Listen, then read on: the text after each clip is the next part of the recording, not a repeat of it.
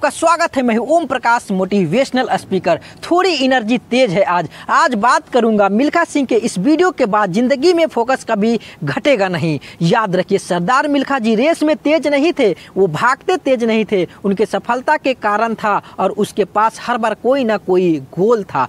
पहली बार सरदार मिल्खा जी क्यों जीते? इसलिए नहीं जीते कि वो भागते थे, इसलिए जीते कि उनको दूध का गिलास चाहिए था। कोच बोला और फैटिग माफ हो जाएगा, एक्स्ट्रा डाइट का एक दूध का बड़ा गिलास मिलेगा। रेस में भाग नहीं पा रहे थे, पेट में दर्द हो गया, नीचे गिर गया, वो ये भाग दूध का गिलास मिलेगा। दूध दूध दूध, दिमाग में एक क्लियर फोकस आ गया था। ये फोकस बड़ी कमाल की चीज़ है। जिधर आपका फोकस है आप वही बन जाते हैं। जहां आप फोकस करते हैं, जैसा फोकस करते हैं, focus is your life. Bill Gates बोलते थे मेरी सफलता के कारण है कि मैं बहुत कम चीज़ों पर फोकस किया हूँ। वो इसलिए जीते कि उनको इंडिया का जैकेट पहनना था। फितूर सवार हो गया था दिमाग में, इंडिया का जैकेट पहननी है। वो जी इंडिया के जैकेट पहनूंगा।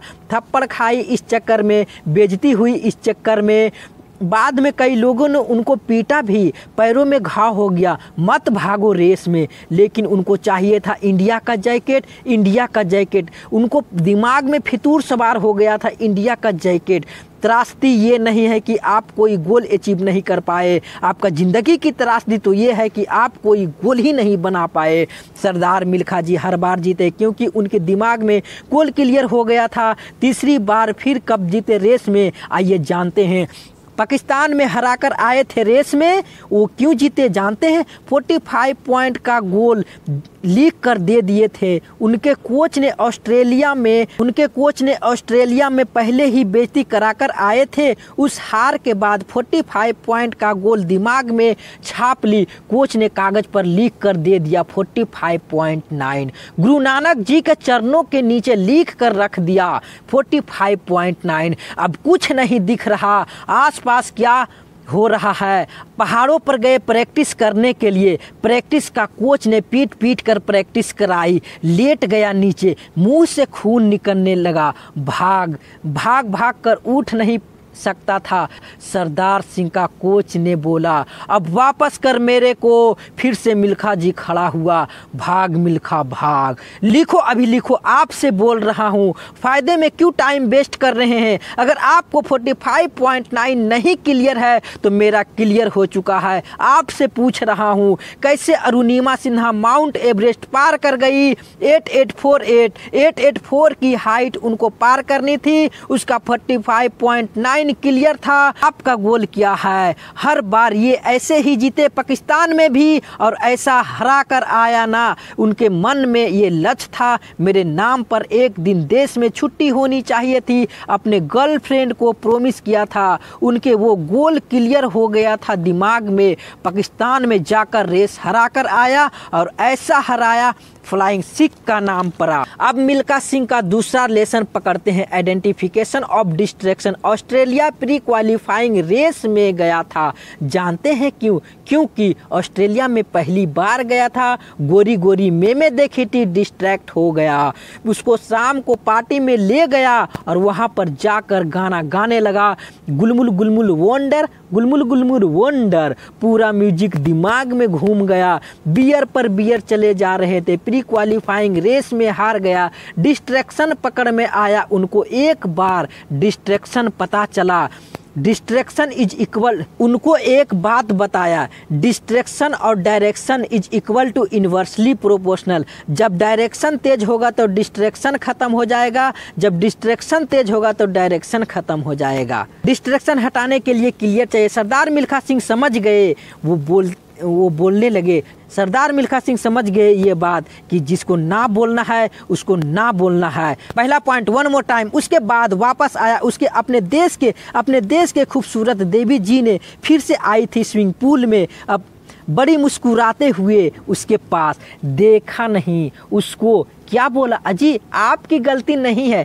दिक्कत मेरी है, डिस्ट्रैक्ट हो जाता हूँ। थैंक यू जी। देवी जी प्रसन्न होकर निकल गई। क्यों जानते हैं? आइडेंटिफिकेशन ऑफ डिस्ट्रैक्शन, आपकी ज़िंदगी का डिस्ट्रैक्शन आज आइडेंटिफाई करो। इस वीडियो को देखकर टाइम वेस्ट नहीं करना है, लिखना है, लिखना है। कमॉन कमॉन, आज लिख लो डिस्ट्रैक्शन क्या है। आज बड़ा डिसीजन लेना है आपको। नो सोशल मीडिया रिचुअल बना लो। दिन में सोशल मीडिया कितना यूज करना है पहले ही डिसाइड कर लो। एक ट्वीट, एक ईमेल, एक शेयर चैट, एक वीडियो का गाना। पिछली वीडियो में मैंने बताया ना, तेरी प्यारी प्यारी दो अखियाँ, उस चक्कर में कई घंटों निकल गए। हाथों से आपका टाइम छीन कर ले जाएगा आपका वो डिस्ट्रैक्शन आप आइडेंटिफाई करो। अपने आप को डिसिप्लिन करने के लिए नियम बना लो। सोशल मीडिया दिन में केवल 15 मिनट। 8 बजे मोबाइल कभी छूऊंगा नहीं। 9 बजे से पहले अपने ऊपर काम करूंगा। मोबाइल को टच भी ना करने वाला। आप मोबाइल को लेकर DND का मोड लगा लो, डू नॉट डिस्टर्ब। एयरप्लेन का मोड का डिसिप्लिन ले आओ। दिन में कोशिश करो 24 आवर में से 16 आवर कोशिश करो एयरप्लेन का मोड। अगर आप इस प्रैक्टिस को बिल्ड कर ली, आज आपका समाधि का फोकस मिल्खा सिंह ने यही किया। डिस्ट्रैक्शन आइडेंटिफाई किया, किसी से डिस्ट्रैक्ट होने नहीं दिया। फाइनल रेस से पहले पाकिस्तान वाला कोच बोला, तुम्हारी आखिरी रेस साबित हो सकती है। क्या बोला मिल्खा सिंह? दौड़ूंगा भी वैसे ही, बिल्कुल डिस्ट्रैक्ट नहीं हुआ। उन्होंने कई बार डिस्ट्रैक्ट किया बट कभी डिस्ट्रैक्ट नहीं हुआ। अब वो ना लड़कियों से डिस्ट्रैक्ट हुआ और ना अपोनेंट से डिस्ट्रैक्ट हुआ। भयंकर फोकस, जीत गया। तीसरा लेसन, राइज योर स्टैंडर्ड। पहले मिल्खा सिंह जब भागते थे तो बनियान निचोड़ते थे मग्गे में, अब निचोड़ने लगा बाल्टी में। इतना पसीना निकाल दूंगा कि निचोड़ूंगा बाल्टी में। बदल दिया जी, मग्गे से पहुंच गया बाल्टी में। Rise your standard. आज जो आप कर रहे हैं, keep your improving your self. Prove नहीं जी, इम्प्रूव करना है। Continuous improvement, come on, continuous improvement करना है। Regular practice, solid discipline. कोई भी लक्ष्य इंसानों के प्रयासों से बड़ा नहीं। हारा तो वो है जो इंसान कभी लड़ा नहीं। लड़ना पड़ेगा जी। कपिल देव जी कहते थे 4 बजे उठने का टाइम नहीं है, स्टेडियम में होने का है। लर्निंग बहुत बड़ी है। मिल्खा सिंह स्टैंडर्ड अपना ऊपर कर लिया, अपना स्टैंडर्ड चेंज कर लिया। आपको भी अपना स्टैंडर्ड चेंज करना ही होगा। ब्रूस ली कहता था, मुझे उससे डर नहीं लगता है जो 10,000 तरीके से किक चलाता है, लात मारता है। मुझे तो उससे डर लगता है जो एक किक को 10,000 बार प्रैक्टिस करता है। उसकी किक पड़ेगी तो मैं गिर जाऊंगा। अपने आप में प्रयास करो, ये आपको ही करना है, कोई आपको मदद नहीं करेगा। क्यों भरोसा करता है गैरों पे जब चलना है तुझे अपने ही पैरों पे। ओए, एक और बोनस लेसन मिल्खा सिंह के लाइफ से ओए सुन लीजिए। आखिरकार सरदार मिल्खा सिंह, याद है मूवी के पवन मल्होत्रा सरदार को आखिरी तक कोच को छोड़ा नहीं।